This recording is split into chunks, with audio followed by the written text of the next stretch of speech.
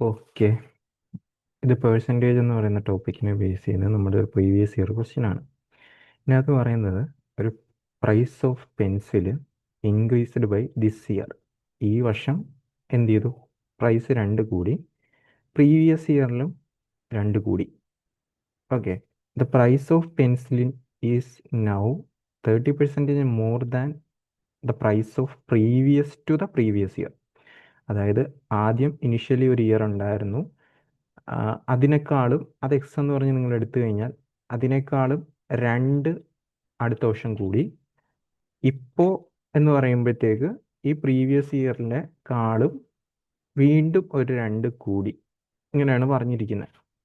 Okay.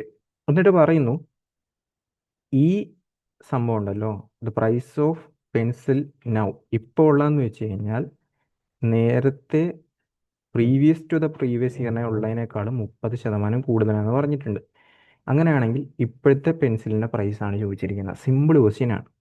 അപ്പോൾ നിങ്ങൾ ആലോചിക്കേണ്ടത്, ഇതിനെ വെച്ച് നോക്കുമ്പോഴത്തേക്ക് ഇത് 30% കൂടുതലാണെന്നാണ് പറഞ്ഞത്. ആ 30% കൂടാനുള്ള കാരണം എന്താണ്? 30% കൂടാനുള്ള കാരണം എന്ന് പറയുന്നത് അവിടെ വരുന്ന 4 രൂപയാണ്. അപ്പോൾ അതിൽ നിന്ന് നിങ്ങൾ 100% കണ്ടുപിടിച്ചാൽ, വേണമെങ്കിൽ ആദ്യമേ നമുക്ക് 10% കണ്ടുപിടിക്കാം. 2 സൈഡിലും 4 വെച്ച് ഡിവൈഡ് 3 വെച്ച് ഡിവൈഡ് ചെയ്താൽ മതി. എന്നിട്ട് 100% കണ്ടുപിടിക്കാം. 100% കണ്ടുപിടിച്ച് കഴിഞ്ഞാൽ എത്ര വരും? 40/3 എന്ന് പറയും. ഈ 40/3 എന്താ? ഇതിൽ പറയുന്നുണ്ട് 30% more than price in previous to the previous. അതായത് ഈ സംഭവത്തിനെ വെച്ച് നോക്കുമ്പോഴായിരുന്നു 30% മോർ. അപ്പോൾ ഈ സംഭവമാണ് 40/3 എന്ന് പറയുന്നത്, അല്ലെങ്കിൽ ഇവിടുത്തെ പ്രൈസാണ് 40/3. ഈ 40/3 എന്ന് പറയുമ്പോൾ എത്ര വരും? 13.333 എന്ന് പറഞ്ഞ് വരും. അങ്ങ് നീണ്ടു നീണ്ടു പോകും. നമ്മൾക്ക് ചോദിച്ചിരിക്കുന്നത് ഇപ്പോഴത്തെ പെൻസിലിൻ്റെ പ്രൈസ് എത്രയാണ്. ഇപ്പോഴത്തെ പ്രൈസ് എത്രയാണ്? ഒരു 4 കൂട്ടി വെക്കുക. എത്ര വരും? 17.333.